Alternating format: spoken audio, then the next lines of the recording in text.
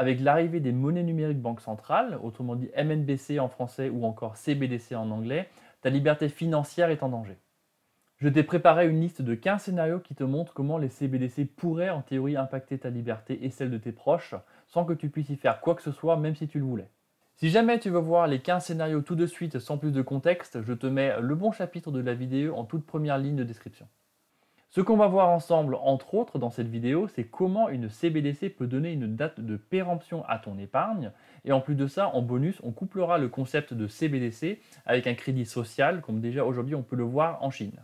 C'est pas du tout quelque chose d'anodin et je pense que c'est urgent de s'y intéresser. Je suis convaincu que nous tous, en tant que société, on n'a pas le droit d'ignorer ce qui est en train de se passer. On te vend l'euro CBDC comme un simple euro normal avec une seule différence qui est celle que cet euro-là, il est numérique. Ils appellent ça du cash numérique. C'est complètement trompeur et je dirais même vicieux de décrire ça de cette manière, mais le pire c'est que c'est tout à fait intentionnel.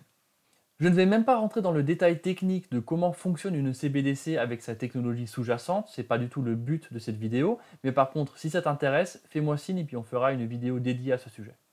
En revanche, je vais me concentrer sur l'impact qu'une CBDC peut avoir sur ta vie privée et sur celle de tes proches. Ce que tu dois savoir à ce stade de la discussion, c'est qu'une CBDC est une monnaie qui est à 100% programmable et qu'elle est entièrement dirigée et contrôlée par une banque centrale.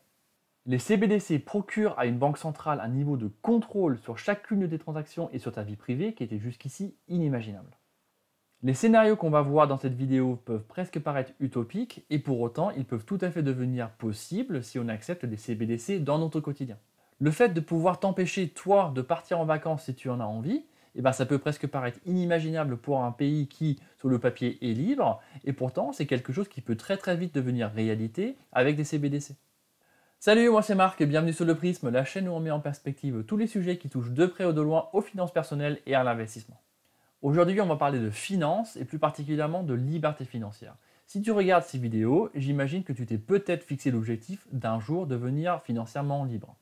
Et bien justement, parlons-en de cette liberté financière. Si aujourd'hui on ne fait pas attention à ce qui est en train de se passer avec les CBDC, cette notion de liberté financière peut très vite devenir très relative. Allez, je te propose de rentrer tout de suite dans le vif du sujet et de voir en quelle mesure une CBDC peut vraiment t'impacter dans ta liberté.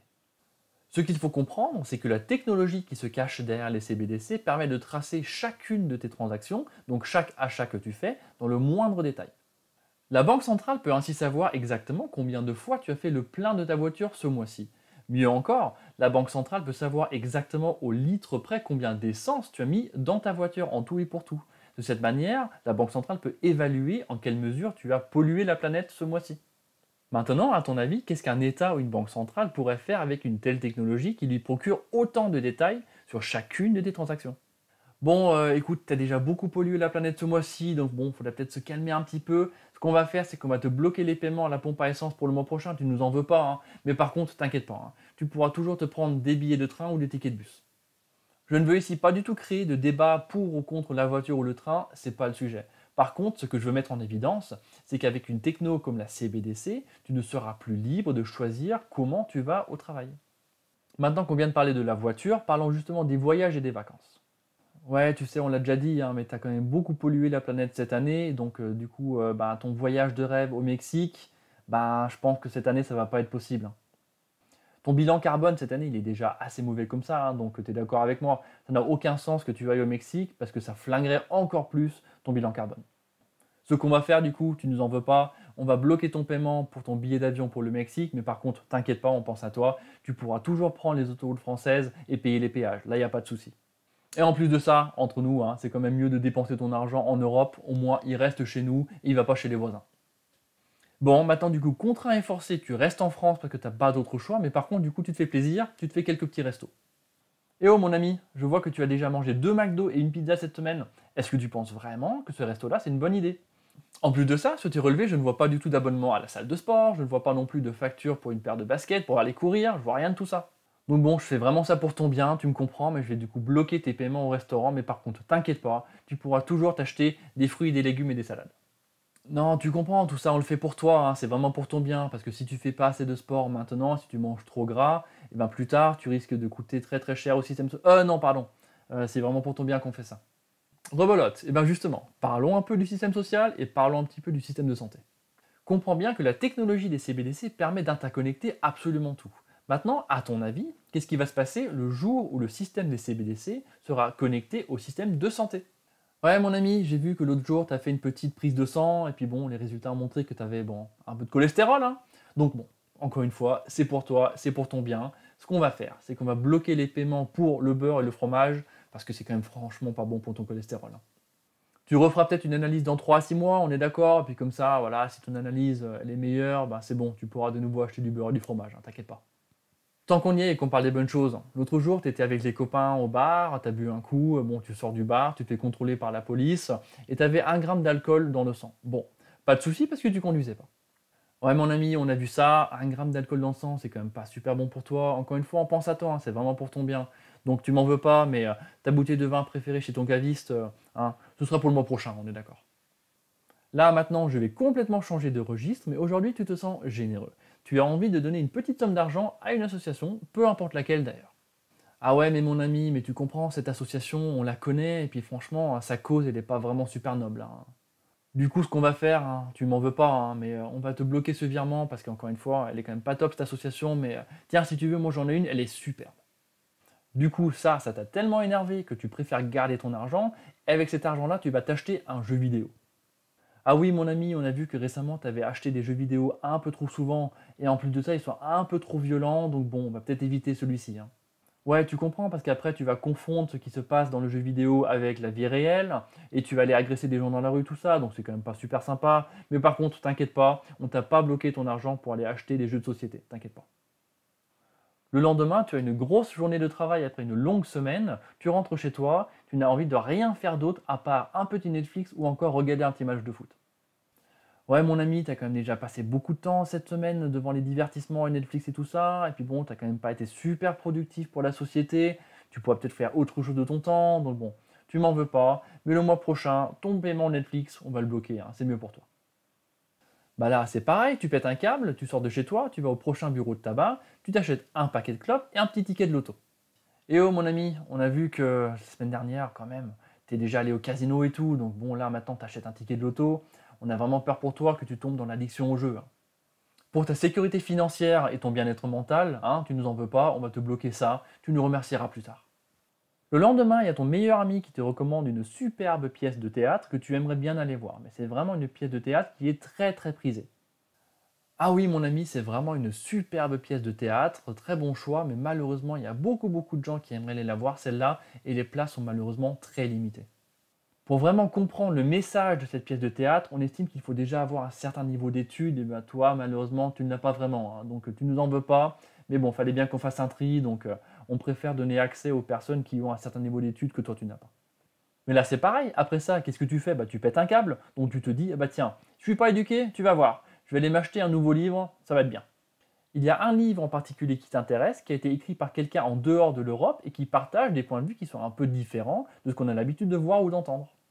Ah ouais, mon ami, bon, tu comprends, hein, ce livre-là, il correspond pas trop à nos valeurs européennes. Et puis bon, tu nous comprends, il faut vraiment qu'on protège le patrimoine culturel.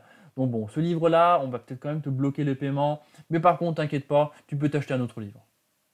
Allez, maintenant le meilleur pour la fin. Pensons à un concept où une CBDC a une date de péremption. Encore une fois, n'oublie pas qu'une CBDC, tu la programmes absolument comme tu le veux. Tu peux lui faire ce que tu veux. En gros, de cette manière, on pourrait te dire que si tu ne dépenses pas une certaine somme d'argent d'ici 3 mois à 6 mois, et ben cette somme d'argent sera perdue. Un État, s'il le voulait, il pourrait se servir de ce système pour stimuler une croissance économique de manière forcée. Si tout le monde dépensait 20% de son épargne d'ici 3 mois, on va dire, ça devrait faire du bien à l'économie, crois-moi.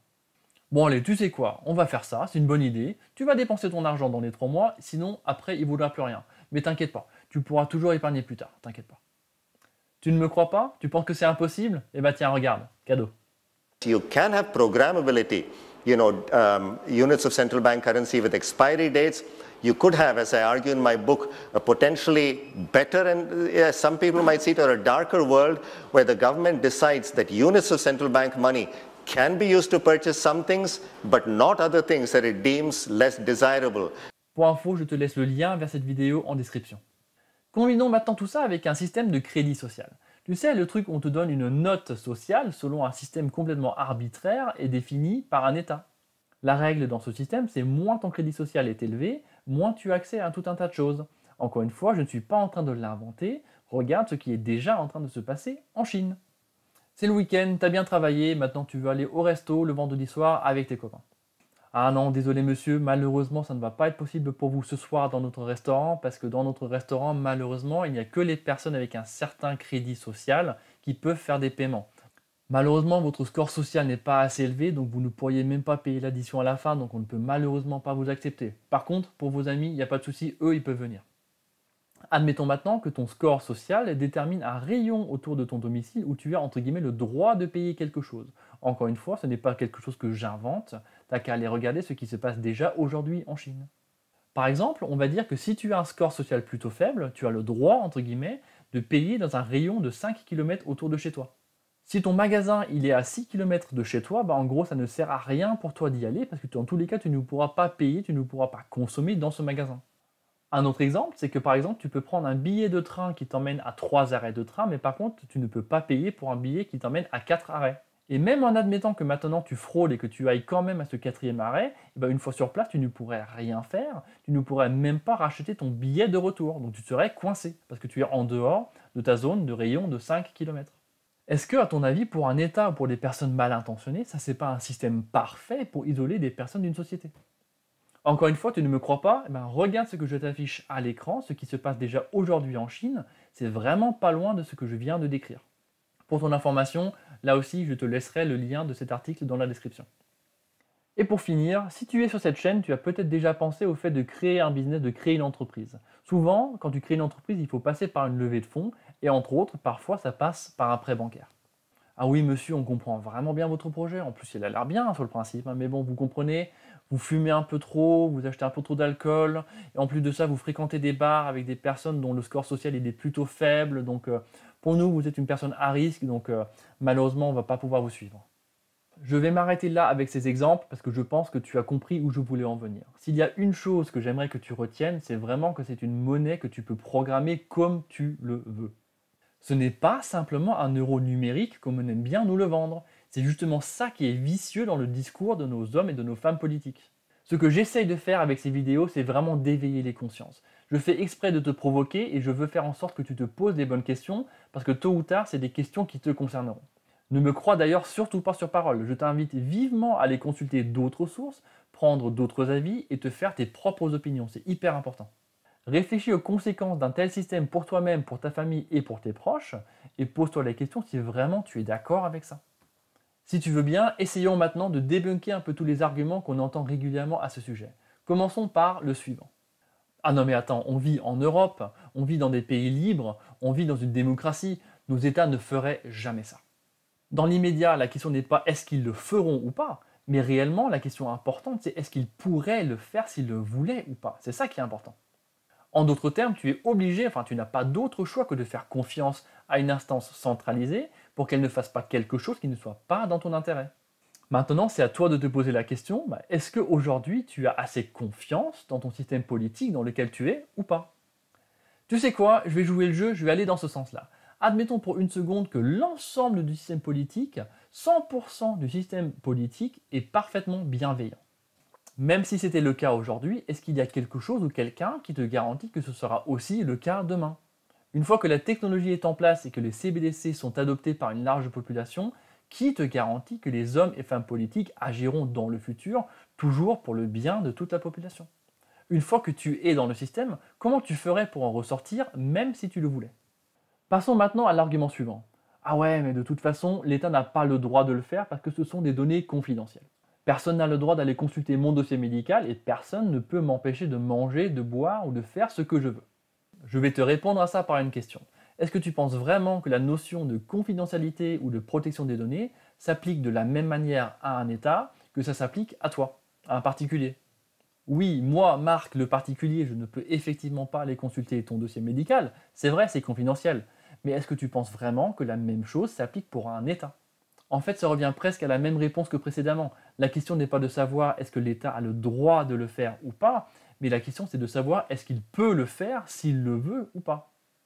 On continue. Troisième point. Madame Christine Lagarde, présidente de la Banque centrale européenne, a déclaré que l'euro numérique n'allait pas remplacer l'euro en cash.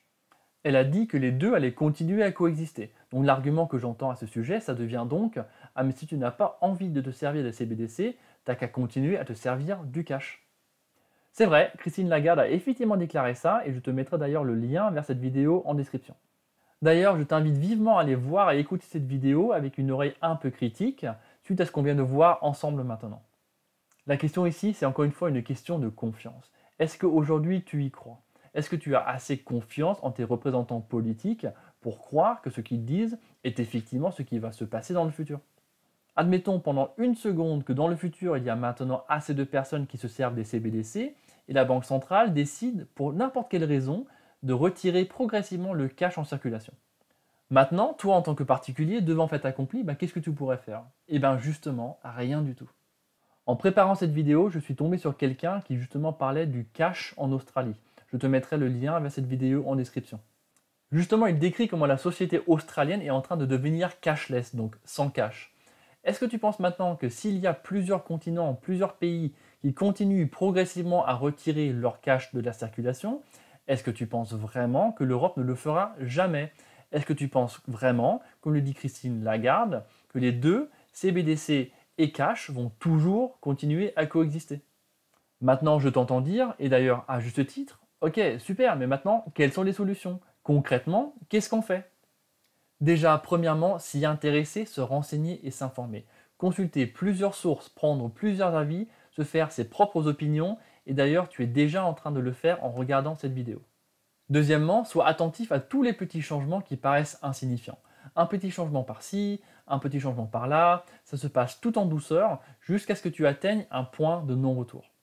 Essaye vraiment d'être conscient de ce qui se passe autour de toi. Ça gratte un petit peu de terrain par-ci, ça gratte un petit peu de terrain par-là, jusqu'au jour où on te dira que pour X ou Y raison, on se trouve en état d'alerte et qu'il faut maintenant prendre des mesures drastiques et exceptionnelles pour assurer ta sécurité, et ben voilà, nous y voilà, c'est trop tard. Pour un État, c'est une excuse, parmi d'autres évidemment, mais qui est absolument parfaite. Une fois que la technologie elle est en place, il n'y a pas de retour arrière possible.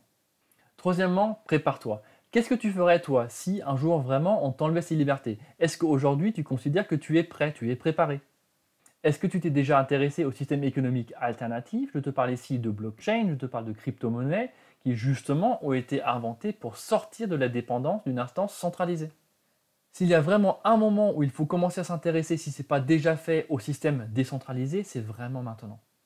Quatrièmement, et là je te partage vraiment juste mon avis personnel, je ne suis pas en train de donner un conseil. Personnellement, je vais faire tout ce qui est humainement possible pour éviter le plus longtemps possible l'utilisation des CBDC. Encore une fois, ce n'est pas un conseil, mais je t'invite vraiment à te faire tes propres avis. Encore une fois, l'objectif que je me fixe avec ces vidéos, c'est qu'il y ait un maximum de personnes qui soient conscientes de ça. Le jour du tournage de cette vidéo, il y a un peu plus de 300 personnes qui sont abonnées à cette chaîne. En soi, le nombre de 300 personnes, c'est un tout petit nombre, mais s'il y a déjà 300 personnes qui prennent conscience de ça, pour moi, c'est déjà énorme. Fais-moi plaisir et parle-en autour de toi. Participe activement à cette prise de conscience. Tu crois bien que c'est une analyse comme ça qu'on ne verra ni à la télé ni à la radio? Je suis même pratiquement sûr que même l'algorithme ici sur cette plateforme ne va pas pousser cette vidéo pour des raisons évidentes. Donne-moi ton avis. Qu'est-ce que toi tu penses de tout ça? Qu'est-ce que tu fais pour t'informer? Qu'est-ce que tu fais pour te protéger? Est-ce que tu vois tout ça d'un œil aussi critique que moi? Ou est-ce que tu penses que j'en fais trop? Ou est-ce que tu penses que c'est pas si grave que ça? Si jamais tu as tiré de la valeur de cette vidéo, pense à t'abonner. J'en suis encore au tout début de l'aventure YouTube et j'ai encore énormément de sujets que j'aimerais passer au prisme avec toi. Je te dis déjà un grand merci d'avoir passé ce temps avec moi et je te dis à très vite sur le prisme.